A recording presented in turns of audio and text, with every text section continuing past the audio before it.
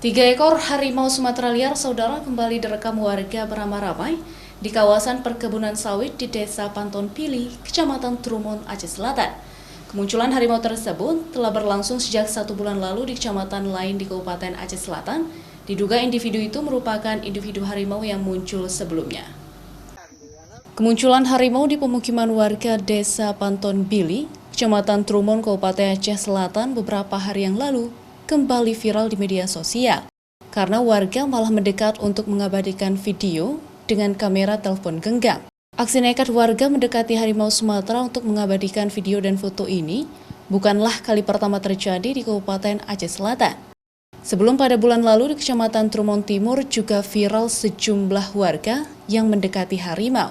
Untuk menangani konflik harimau yang terjadi di Kabupaten Aceh Selatan ini, pihak Balai Konservasi Sumber Daya Alam Aceh telah menurunkan tim melakukan upaya penanganan agar tidak terjadi korban jiwa. Berdasarkan informasi teman-teman, ada 3 ekor, 1 indukan dan 2 anakan.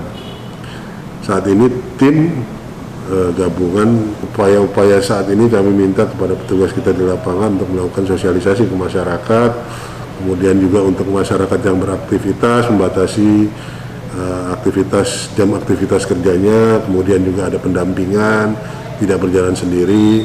Itu hal-hal yang kita sampaikan kepada masyarakat terkait dengan kemunculan harimau. Upaya penanganan yang tengah dilakukan tim BKSDA untuk penyelamatan satwa yang dilindungi dan warga itu dilakukan dengan cara memasang kandang jebak di sekitar lokasi. Sehingga diharapkan harimau Sumatera itu nantinya dapat direlokasi ke hutan yang jauh dari pemukiman warga. Raja Umar, Kompas TV, Banda Aceh.